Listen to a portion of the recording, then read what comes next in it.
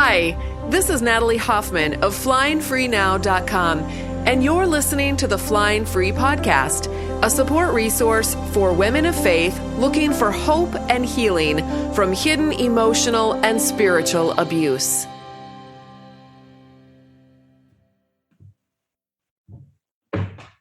Welcome to episode 80 of the Flying Free Podcast. Today I have with me Anne Resler. She has a private practice as a licensed professional counselor and licensed marriage and family therapist, and she's also an author. She has written a study on the book of Nehemiah called Rising from the Ruins and Restoring the Broken Places. Just the title of that sounds incredible. And she's currently working on a book called Chosen, which is a journey of healing from trauma through the lens of the stories of 5 women in the lineage of Christ. So first of all, welcome, Anne. Thank you for being on the show. Thank you for being on the podcast. Natalie. It's exciting to be here. I feel honored to be asked. Oh, well, and Anne and I got to meet each other in last January 2020, before the whole COVID thing happened. I was thinking in terms of pre-COVID and post-COVID. It feels like longer ago than a few months. It really does. And we met at Bob Hamp's conference called Reclaim, which was a wonderful time. And I think he's doing it again this coming January. But she works. Well, you don't work down there in Texas. You're from Arkansas. No, I'm in Northwest Arkansas. Yeah, okay. I've just done a lot of training with Bob, and he's a good friend of mine. Okay, so that's how we connected, and I'm super excited to have her. I really want to hear more about the work that you're doing right now, the book called Chosen, and why. What is it about, and why did you decide to write this book? It's been interesting, boy. Writing is such a journey.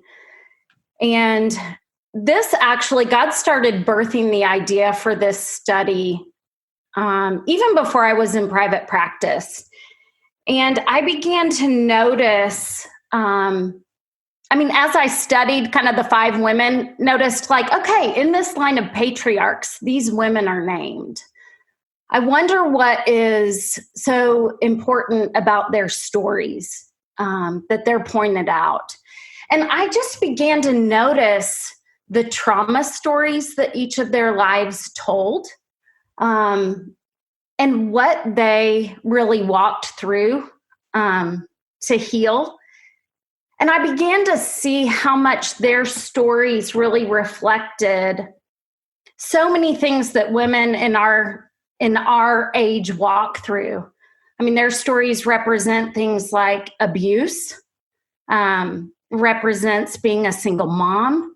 It deals with issues of rejection, physical, emotional, sexual, psychological abuse. I could see those themes woven through their stories, abandonment, shame, just deep beliefs of being worthless or unworthy, not enough, depression, despair, feeling unseen, forgotten, feeling like they're unheard, not having a voice. I just began to see a theme of just women just longing for freedom, even struggling with issues of infertility or deep loss and trauma. Pains of adultery, rape. Their stories represent so much of the trauma that I hear in my office on a daily basis. And so I began to just sense the Lord kind of weaving their story through our stories, or weaving our stories through their stories, to begin to see places of healing, breaking generational patterns and change, freedom and redemption, and just really how God redeemed their stories and brought healing. And each of their stories actually is I always, when I'm teaching this study, I actually draw a genogram, which I don't know if you know what that is, but it's kind of a family tree where you can trace generational patterns. Mm-hmm. And so you begin to see the patterns that repeat and play out. And when I've kind of worked through this with a group of women, when I was conceptualizing and writing it, it was really interesting to see the changes that happened in each of those women's in their generation, kind of the patterns that broke. And you could see that as you kind of step back and look kind of through a wide angle lens at their stories. So it really is powerful to me to see how Jesus heals and how he sees trauma and how those women, just like us, he sees and he knows and he loves and he chooses and he calls out in powerful ways to really redeem. And so I don't know, I feel like there's so many Bible studies that, appeal to our intellect, which is good. But we need to see often how Scripture touches the deep places of experience in our hearts. Mm-hmm. I love that. Yeah. So that's really the framework of the story. Well, and I think too, when I think of the women that I've talked to, they have been so brainwashed with this and almost have a belief that the Bible's been weaponized against them as women. And some of them are scared of the Bible now. I mean, these are women who loved the Bible with all their heart. And I think that we need more books like this to help women find the Bible to be a safe place, that God's arms are safe arms for women. Yes. There is so much, I think, in this work. I'm in a counseling center that is associated with a church, but we're all private practice. And so I get to do a lot of faith integration work, which is really important to me because I think so much of this kind of abuse, the psychological and emotional abuse, not to mention physical and sexual, which is so prevalent, woven in it are deep threads of spiritual abuse.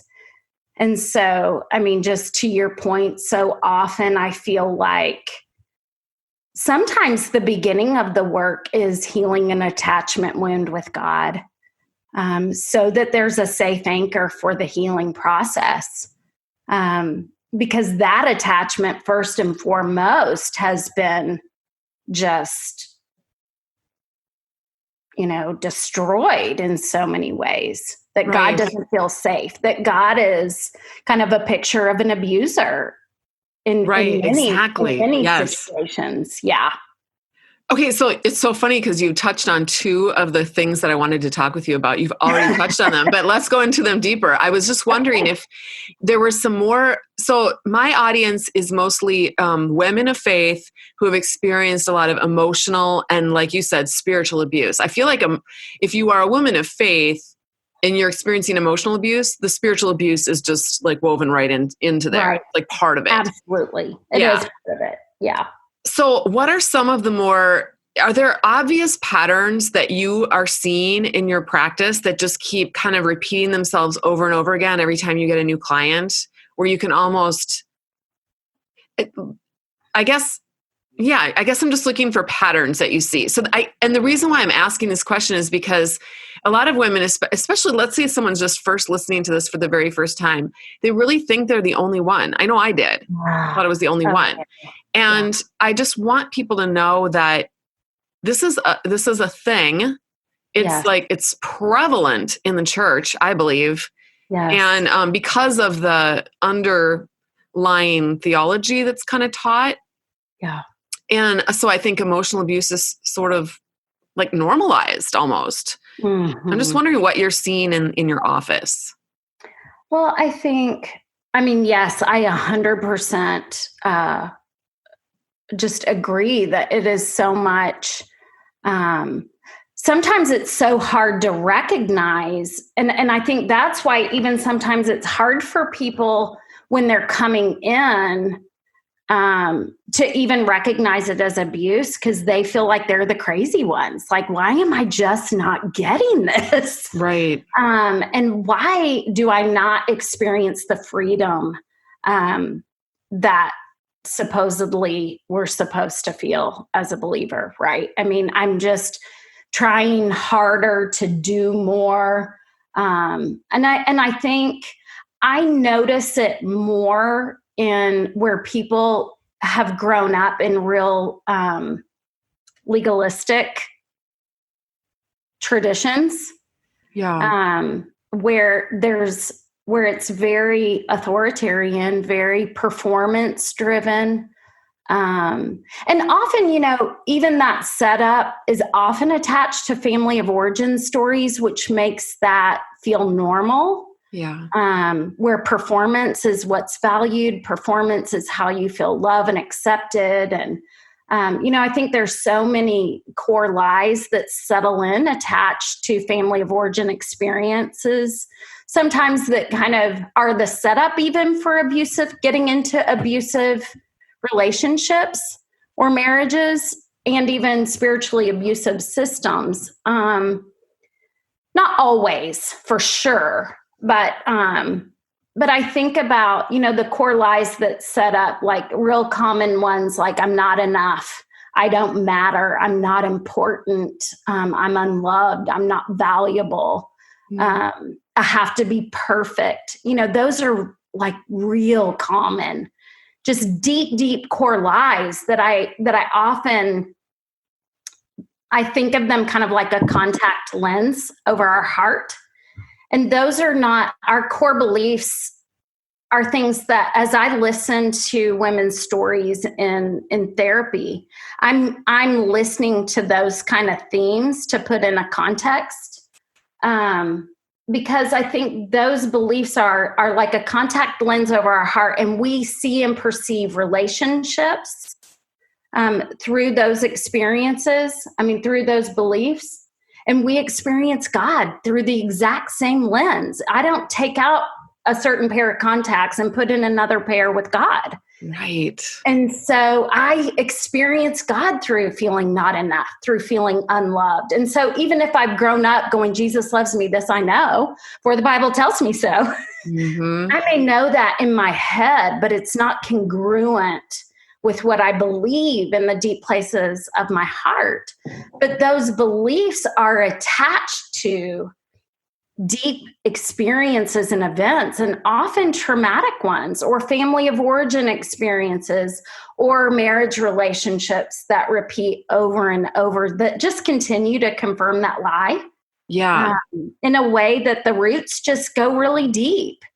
And we learn ways to defend and protect and comfort ourselves when we feel not enough. So sometimes it might be, I'm trying really hard to fix it, or I'm trying really hard to be perfect. I'm trying really hard to perform or do ministry, or, whatever it is. And the roots of those lies are deeply attached to wounds that never get healed. And so, I think Jesus quoted Isaiah 61 in Luke 4, which has really kind of been the centerpiece for me in everything that I've done, which is, he came to heal broken hearts and set captives free. And that's where it starts. And we spend so much time trying to avoid the pain of the wound, that the wound never gets healed. And he wants us to lean into the very place that we have avoided. Oh, go ahead. I'm sorry. No, go ahead. I was just going to ask you in regard to that, what are some of the ways that you help them to do that, to lean, like what advice would you give to someone who's listening, maybe who doesn't have a counselor or has never heard of this stuff before? And can you, so I'm interested in that. And also maybe you can tie it in with something you just said earlier about how we believe things in our head, but it's not making the connection in our heart and causes all this confusion and pain. Yeah. Is there a way to make that connection? How do you help women to make that connection with what's really true, with what their core beliefs are that are truly not their lies, basically? Yeah. Great question. And I think it really, honestly, we've got to engage experience and not just intellect. And so even in therapy, the experience of being seen, of being heard, of even having someone help give words to things that you experience, but you've never had language for. I think engaging experience and moving, that is like we've got to bypass kind of our intellectual selves that try to figure everything out in so many ways. And really meet people experientially. I mean, I think too, and I continue, my clients teach me so much about this process, and I feel like I'm still learning. But part of what I'm learning is how so many of us are, when I ask people, where do you feel that in your body? Like when that happened, or what's happening right now? Where are you feeling that in your body? So many people have no idea even what's happening in their bodies. Why is that? I really, again, like I don't know for sure. But one of the things that I suspect is that we've learned to shut down to protect for so long that there is kind of this state of numbness. Like to survive, you've stopped trusting what your body's telling you. Yeah. And so you miss, because I mean, our bodies are so smart.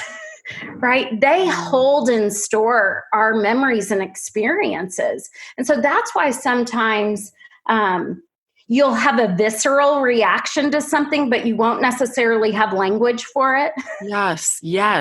But also why even ministries like yours are so important is sometimes just hearing someone else's story, kind of like there's emotion that connects. Right. That then helps to find language. So it really is, I think sometimes we try to start a process intellectually, but we're trying to navigate it from our left brain. And our left brain is what organizes and compartmentalizes and gives language to things. But where our wounds happen is really in our experiential side, like our right brain. And so it really is shifting to engage more of the experiential side. And so, I mean, that can happen in a lot of ways. I think I love journaling. I think it helped. And I'm a huge fan in unfiltered journaling. I always say, I don't think God's offended by cuss words, because sometimes crap is not a strong enough word for something that we experience. And I mean, I'm not saying, that's my personal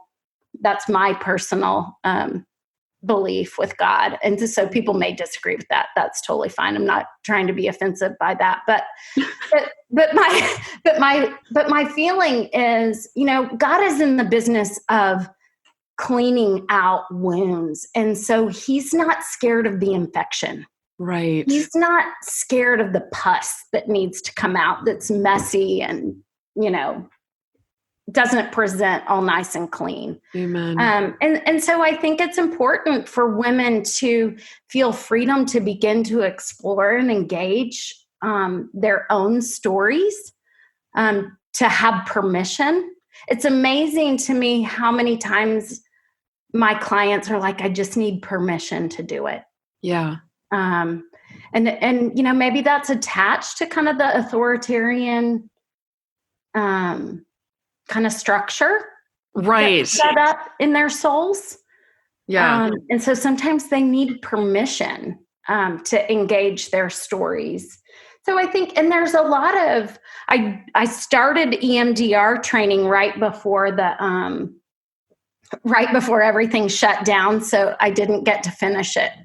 But EMDR is a specific kind of therapy that really is designed to engage trauma through, a process that engages left brain and right brain, that is designed to help access some of those things. So I feel like I'm really trying to learn more of those strategies that help kind of that process to create that shift to move into the experiential rather than the intellectual, because that's also where freedom happens with God.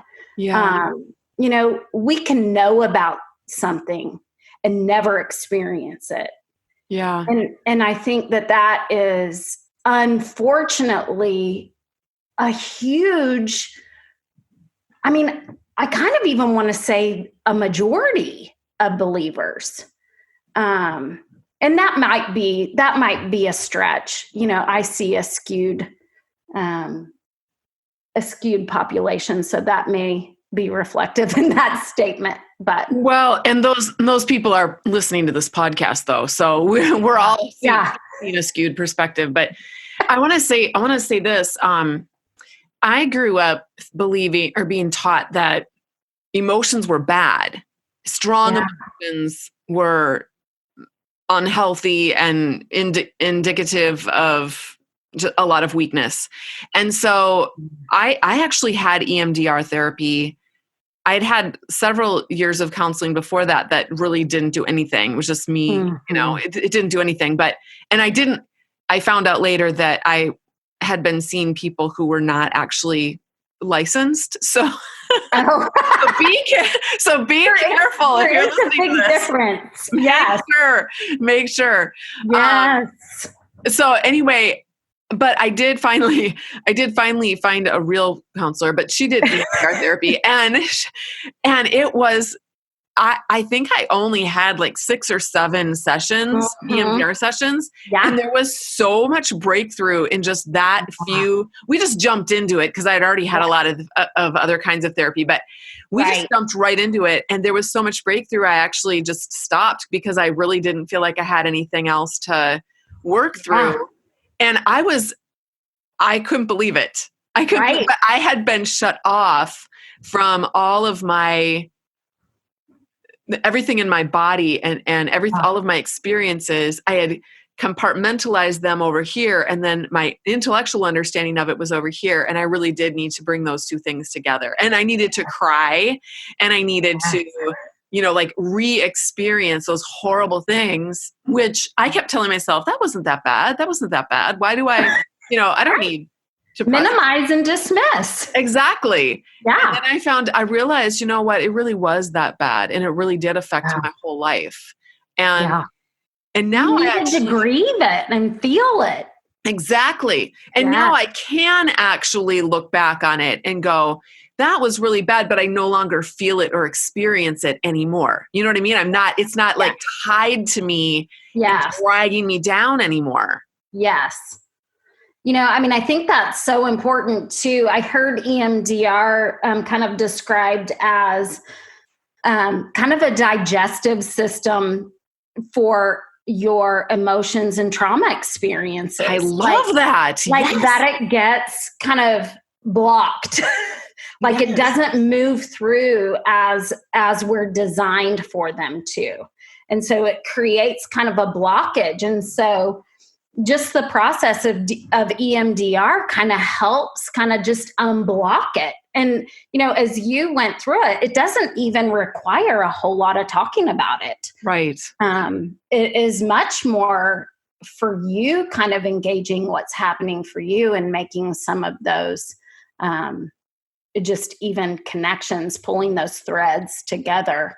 Yep. That are often, memories and experiences that are linked to each other. Hey there. If you're a woman of faith in a confusing and painful marriage, and you want more concentrated, personalized help to deal with what you're experiencing in your life, I want to offer you the Flying Free Sisterhood. The Sisterhood is a comprehensive education and support program designed to help women like you go from crawling to flying. Here's what one of our members has to share about her own healing journey with Flying Free. One of the ladies in my group says she's been doing Flying Free in the Sisterhood for about a year. She's faithfully worked through it, is in the midst of a very ugly and protracted divorce with a narcissistic, abusive husband. And she said, all of what you said this morning about describing your background of religion and growing up in that isolated cocoon of religion, she has been through. And she said it's like her eyes are being opened. She can see the blue sky and the sunshine for the first time in her life. And she is learning so much from it. And it was beautiful how she encouraged another woman in the group to put in the time and make the investment in herself to do that, and know that it's going to take time to reprogram, deprogram, and then reprogram yourself when you come out of a background like that, but that it's so worthwhile because now she can see things. She has discernment and wisdom that she didn't have before because she was too afraid to see things from a different viewpoint. And it just was such a blessing to me. And I wanted to pass that along to you, Natalie, because I knew it would bless you to hear that. And it was just beautiful to see how they encouraged each other and, left feelings, wow, I've got tools now in my toolbox to unpack and put to use. You can find out more about Flying Free and get on the waiting list by going to joinflyingfree.com. Let's get back to our show. Well, and that was the beautiful thing about it, is that I only had to pick, a few situations to work through and they were linked. They were linked to repetitive things that kept happening in my life over and over again. Yes. But once I processed through some of those original ones, then all of the other ones neutralized. It's like they didn't have the same poisonous power over me that they had before. Absolutely. Yeah.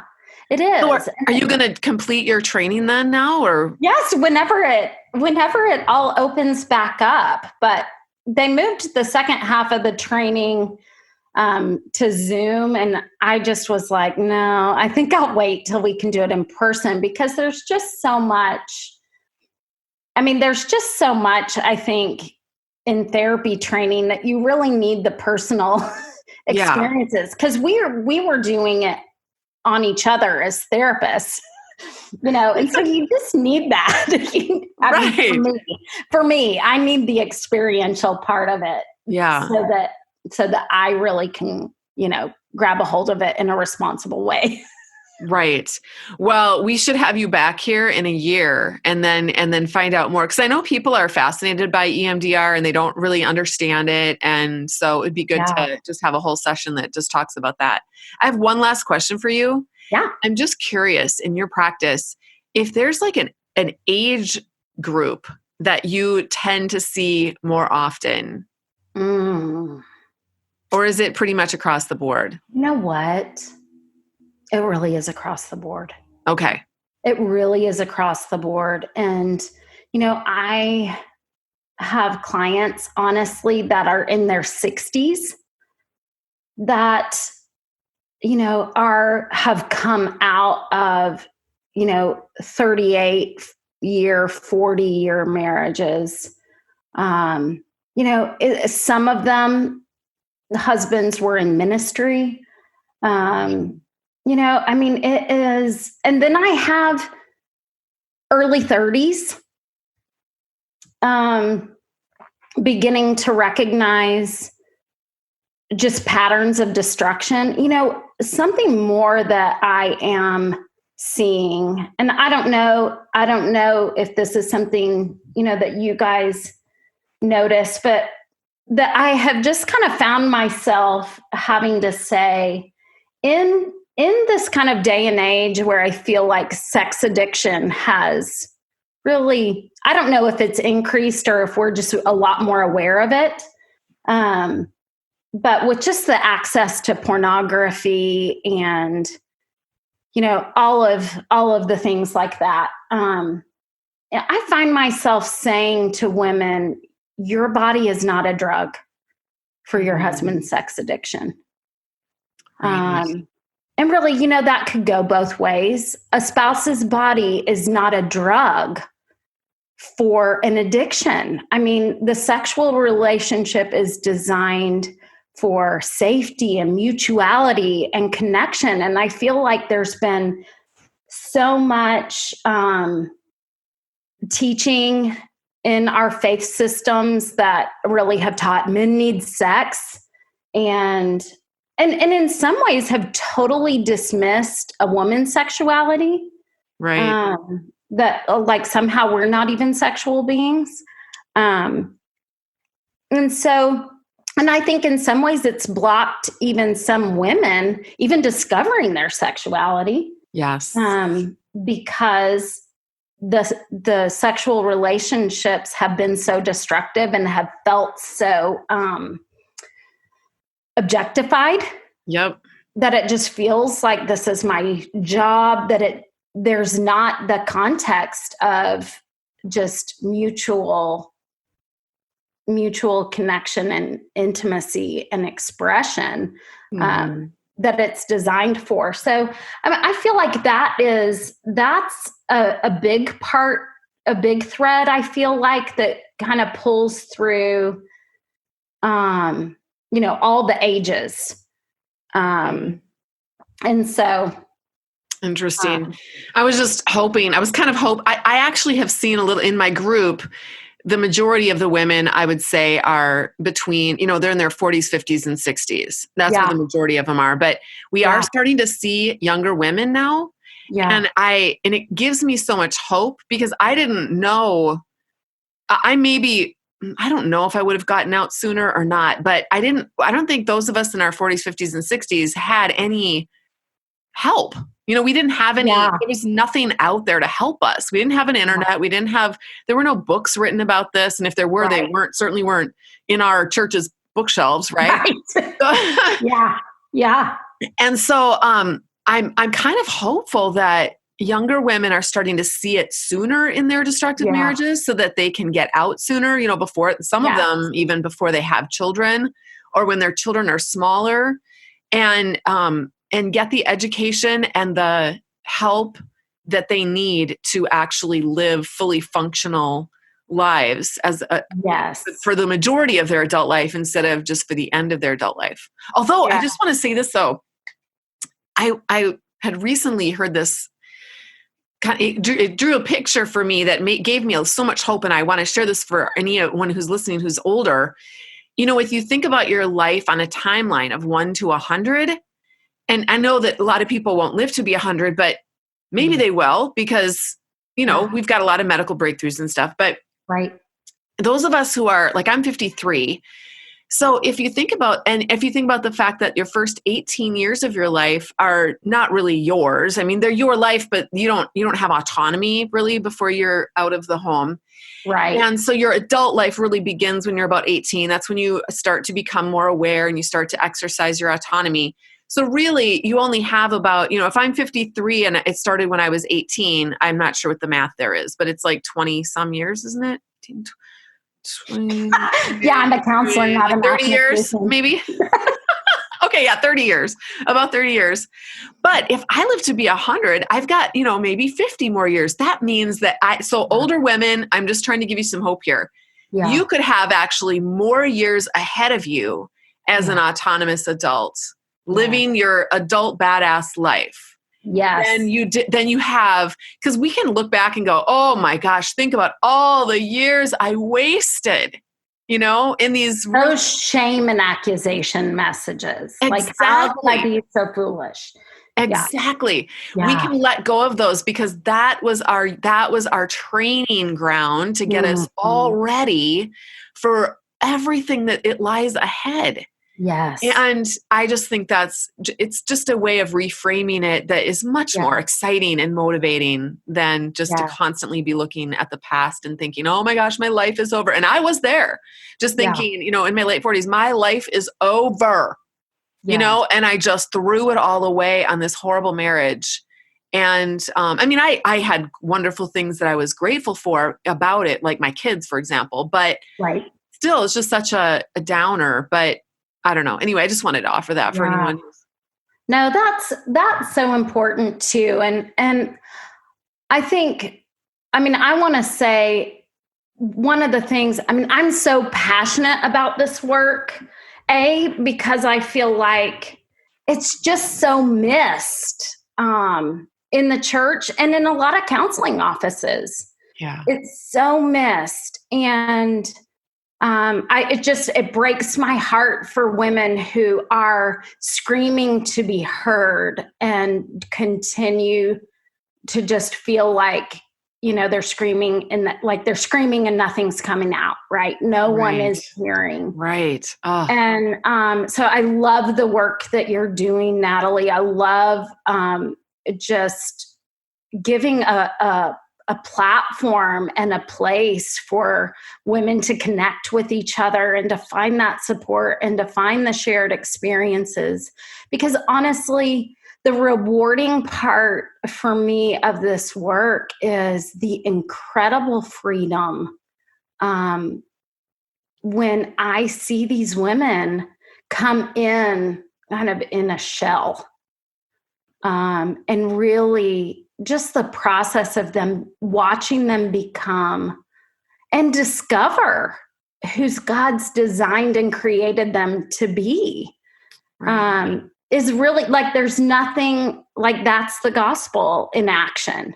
There's nothing more beautiful than watching a captive be set free. Yes. And watching their hearts heal. Yes. And a relationship with God be restored, that he's a loving and a good God who cares and he sees and he knows. And I think part of, you mentioned, something about emotion and just being taught that your emotions are bad. And I think that's part of the restoration process too, is, I think we've all been taught, don't trust your emotions.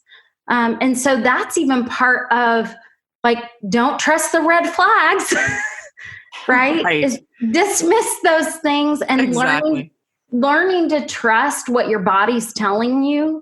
Learn your emotions are indicator lights, like on the dashboard. Yeah. It's letting you know that there's something to pay attention to. And God gave us emotion. And so I think that is part of the journey of healing, is just reclaiming emotion in the way that God designed.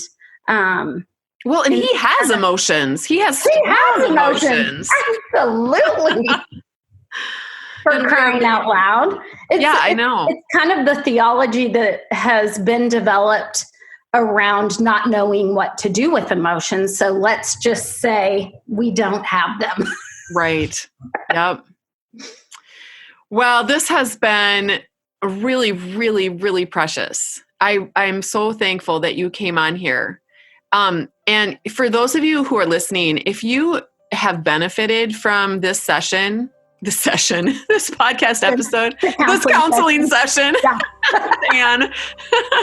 And by the way, I wish so bad I would have had an Anne Resler for my counselor. Gosh, I could have saved myself so much trouble. But anyway, if you benefited from this podcast episode, here's a really good, first of all, let someone you know and care about know about it. But also you can leave a rating and review on iTunes, and then iTunes will pick up on that. They'll go, oh, people like this podcast, and they'll actually show it to more people, recommend it to more people, and that's how more people can find it. So it's just an easy way, and you can be anonymous, when you leave your review. You don't have to say what your name is, but it's an easy way to actually help promote this podcast to get it into the eardrums of more people. So thank you so much for joining me, Anne, and thank you for listening. Those of you who are listening, until next time, fly free.